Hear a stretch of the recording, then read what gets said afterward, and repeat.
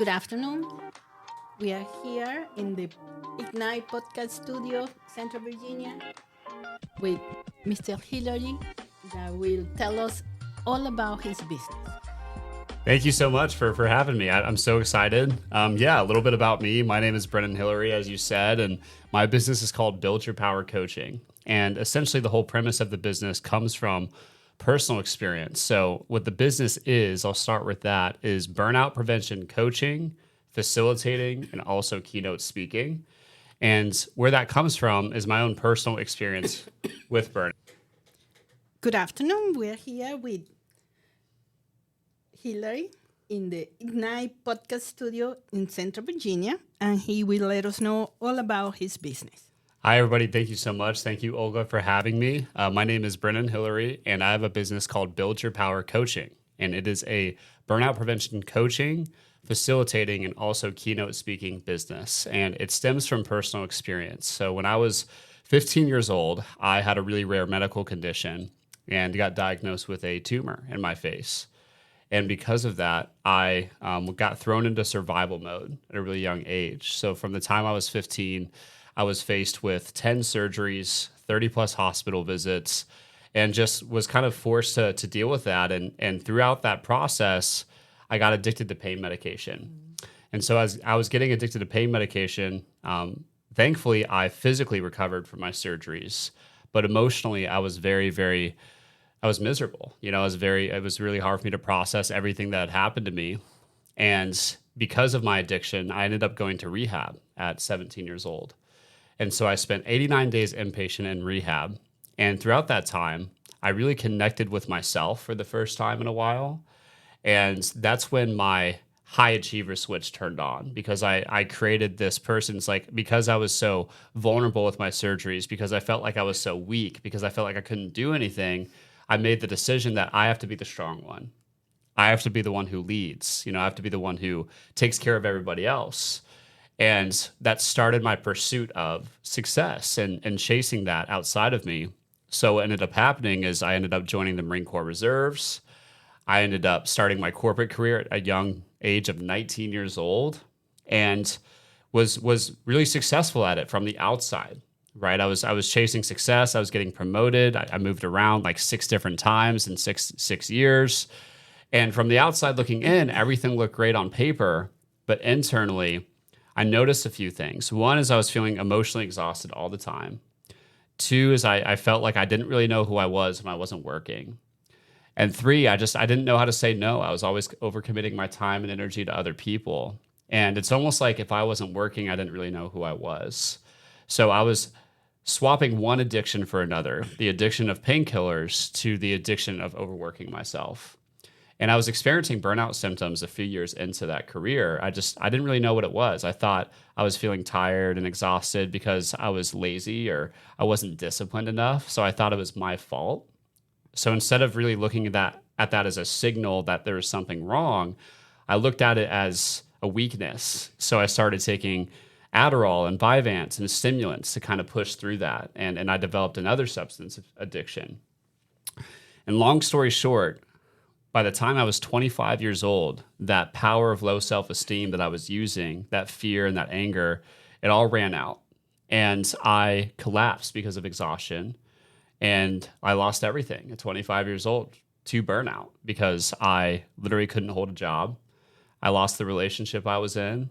I lost the house that I was living in. I had to end up staying on my buddy's couch.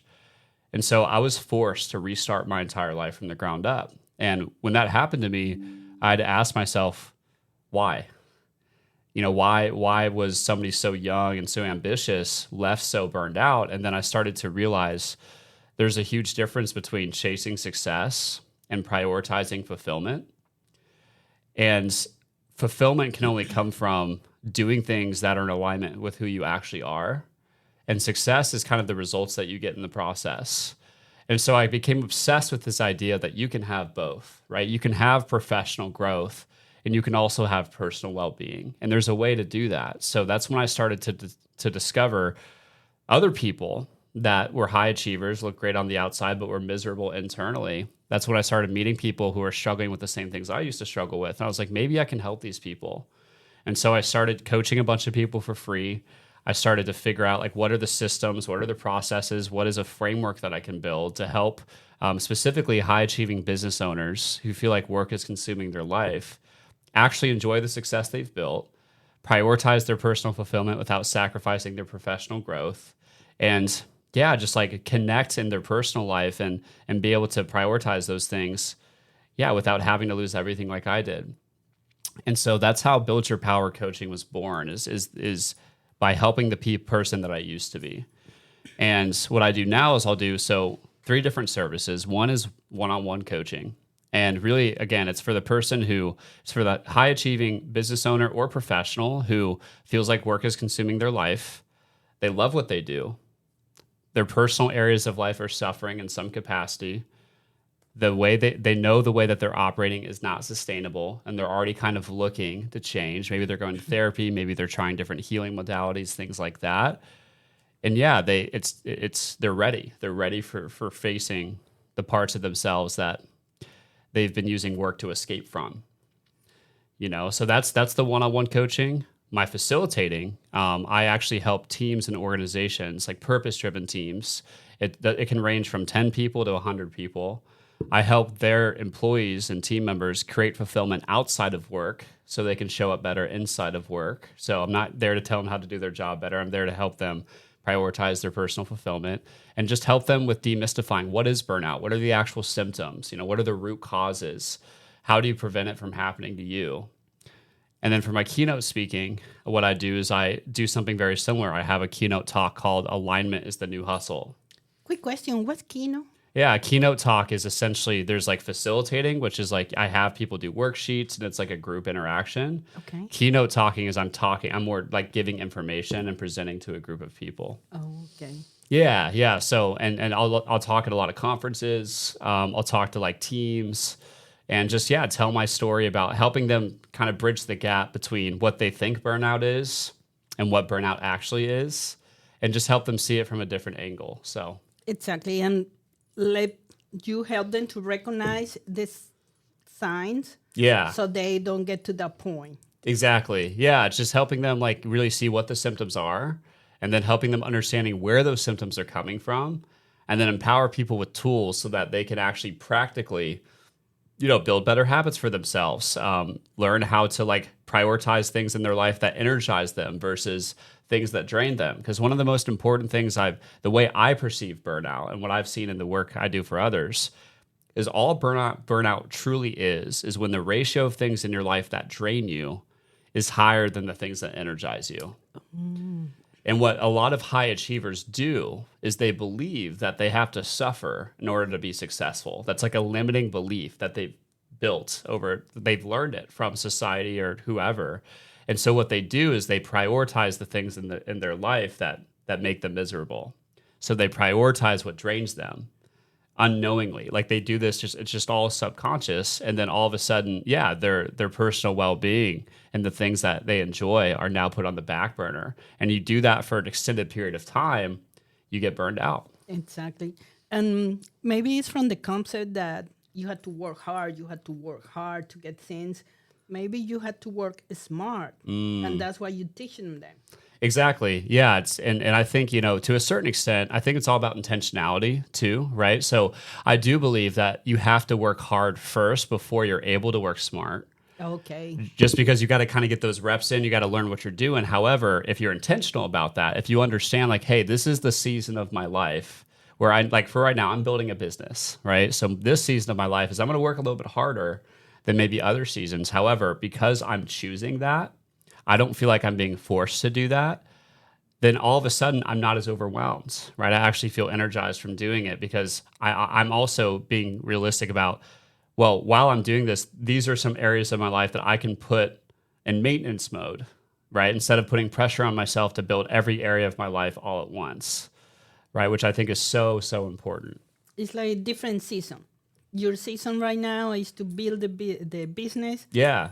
And then when the business is established and you have the amount of customer and your goals achieved, then you can start approaching other part of your Exactly. life. Yeah, exactly. And it's really, I call this, so it's funny. So I think people, the way that people think about balance Uh-huh. is very skewed. So when people think about balance, what they think is, I'm going to put an equal amount of energy into every area of my life. And the thing about that is that's not possible. Okay. And what happens is that actually comes from a mindset of perfectionism. And then what that causes is an unrealistic expectation. So we think everything is important and then we burn out. So instead of thinking about balance from that perspective, I encourage people to look at it from a different perspective, which is what I call dynamic prioritization. So understanding based off of the season of life you're in, based off of your personal value system, and based off what you know you want, what are the 3 areas of life that I realistically can build right now? And then what are the other areas of life that I can kind of just maintain, right? I don't have to like put them on the back burner, but I can just make sure it takes way less energy to maintain something than it does to build something. Correct. And I think people look at things in such a black and white perspective, right? It's like it's either work or life. And it's interesting because there's 7 areas of life that we're responsible for managing. And that's what I talk to my clients a lot about. And I won't get into every area or anything like that, but it's way more multidimensional than just work and life, right? So Yeah, you want every person that is listening to you and think that will be very useful to reach out to you so you can give them more in detail and really assist them. So do you notice any difference between how warm out are women than men? great question. Yes, I do. So there's a difference between women and men in the sense that women typically experience more of the emotional side of fatigue. They typically experience more burnout from a more of like an energetic perspective, in the sense of like they are always the ones that are, it's easier for them to abandon themselves. For taking care of others. Right. Yeah. It's kind of that. It's, you know, how when you go in an airplane and they talk about putting the oxygen mask on, they always say, put the mask on yourself before assisting others. Correct. Right. A lot of women, because like I tend to work with a lot of moms or, business owners, things like that. They're so used to like putting themselves on the back burner that I tend to see for women, a lot of the root causes of burnout tend to be from abandoning their own needs and people pleasing. Where for men, a lot of times it's more so in the reins of like they tie their self-worth to how much they can do. So they like tie their self-worth to their output, to how productive they are, because they feel this pressure of being the provider, right? So it's like kind of the same symptoms, but a different driver, if that makes sense. It does. Yeah. Because it depends on the role of the woman is usually taking care, and the role of the man is to be a provider. So Yeah. And women's goes bodies, with that, and women's bodies are more fluctuation. Like Yeah. it's more hormonally fluctuating. So like there are some elements of that too that intensify it. Like women who are in premenopause, for example, like that's, it's a little bit easier to have those identity crisis feelings, and just like, especially when the children leave the nest, right? It's like that sense of who am I when I'm not a provider, or for women, like a nurturer, right? So yeah, it's very interesting. And then for men, it's kind of, there's not as much hormonal fluctuation. It's a little bit more like consistent with what they deal with. So if someone want to reach out to you to get your services and your advice, how can they do it? yeah, so the main way, my website would be a great way to do that. So my website is www.build-your-power.com. And then also you can reach out to me if you look up on Google, Build Your Power Coaching. I'll pop up right on Google. And you can also reach me on LinkedIn, which is just my first name, Brennan, and then my last name, Hilleary, Hilleary. It has been very enriching, and it made me understand more other people and myself too, with everything that you say in this short period. So I really recommend the listeners to reach out to Hilleary. Have a great day. Thank you so much, guys. Bye.